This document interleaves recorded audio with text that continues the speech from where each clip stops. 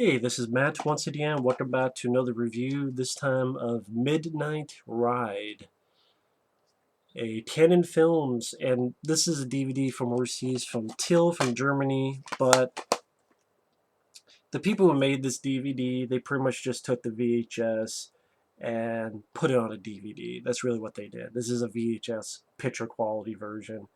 But you know what? That's fine because I didn't have the film. I like Michael Dudikoff. It's great to have this for the Michael Dudikoff collection, and I like the cover. The cover is really cool. As you see, not only is Michael Dudikoff the American Ninja himself starring, but you have Mark Hamill as the psychopath. Robert Mitchum has a little 5-minute cameo at the end. And even though Canon Films released this is less an action film. There are action beats in it, but it's more of a thriller. And it's in the tradition of stuff like The Hitcher and movies of that nature. Not as good as the original Hitcher, but way better than the remake of The Hitcher. Pretty much, Michael Dudikoff is a cop who has a cast on his leg. He's having issues with his wife, who's this Russian that they met in Russia, brought her back to the U.S. She doesn't like the fact that Dudikoff seems married to his job. They have an argument. She leaves. Dudikoff follows her. While that's happening, she picks up Mark Hamill, who's asking for a ride. He has his Polaroid camera. And you find out that he's a psychopath who, when he was a kid, his sister was murdered by his mom, and he saw the whole thing. And nowadays, he will be ready to punch her an eye out.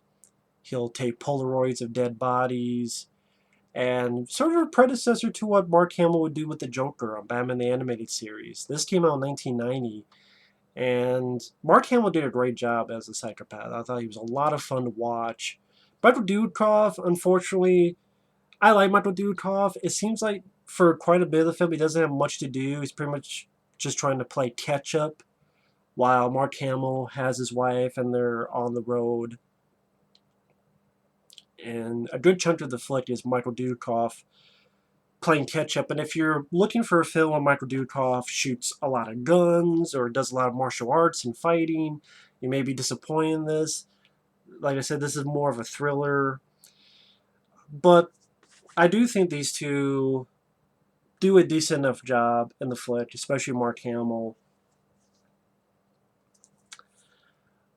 The way the film looks is decent, has a decent atmosphere. There's a lot of like blue hues throughout the flick. There's some nice physical confrontations in the finale. There's some nice stunt work. There's a moment where Mark Hamill gets Michael Dudikoff tied to the front of this taxi right there on the grill, and Mark Hamill's driving, trying to hit Michael Dudikoff into this oncoming vehicle that's in front of them. Well, it's not oncoming, but this vehicle in front of them trying to hit Michael Dudikoff into there. There's a point where Mark Hamill steals a bus and fucks up 2 cop cars and drives through a blockade, and even shoots this place at this gas station, fucks up some cops, burns some of them. You have a crazy confrontation in a hospital where it leads from Mark Hamill taking the wife character to this hospital to see his doctor, Robert Mitchum, and he wants to give electroshock therapy to her. Michael Dudikoff comes in through the vents. They have a scuffle. A little bit more of Mark Hamill beating up Michael Dudikoff than vice versa, which I would like to see Dudikoff beat the shit out of Mark Hamill a bit more than it's in the movie. But that leads to Dudikoff getting stabbed in the shoulder, and then trying to kill Dudikoff with this saw. The scuffle leads into this boiler room, which for some reason there's a 4-wheeler. And this boiler room is gigantic in this hospital, and for some reason there's a fucking 4-wheeler, because, the hospitals always have those four-wheelers in their basements. Uh, Hamill tries to hit Dudikoff. Dudikoff jumps up, and Hamill drives through this huge-ass boiler with fire, and then Mark Hamill's on fire. Because again, hospitals have a lot of that stuff. So it is not to take seriously. And then more of a scuffle, and Dudikoff throws Mark Hamill over his shoulder onto this generator to fry him. They have a talk with Robert Mitchum. There's a last stare, and Dudikoff shoots Mark Hamill in the head. Which I know I gave it away, but oh well. I liked the film to see Mark Hamill play a fun psychopath. He has a lot of good sequences. Michael Dudikoff is fine. It's just he's not given that much to do for a good chunk of the film. It's not that he's not in it. It's just pretty much just driving, trying to catch up. I've said that like 3 times now because that's what most of it is. Mark Hamill has some fun scenes as a psycho. Like this really rude lady, he says, "I want that," and points to the woman's eye, and he took it off screen, and then the camera sort of pushes over the steps to reveal the dead body. So there's some decent directing notes that the maker of the film did. And then Mark Hamill makes this necklace with an eyeball and tries to give it to the wife. Like I said, there's a good stunt work. For example, having Dudikoff in front of and on top of the hood of this taxi. Which that would be something to ask Michael Dudikoff about doing the stunts for this film and working with Mark Hamill. I know this is a shorter than usual review, but it's a pretty straightforward film. It's under 90 minutes. Goes at a decent enough pace. The acting is fine, especially by Dudikoff and Mark Hamill. Mark Hamill, a lot of fun psychopath. I'm just repeating myself now. You have some good stunt work. You have a fun, pretty over-the-top finale, but oh well.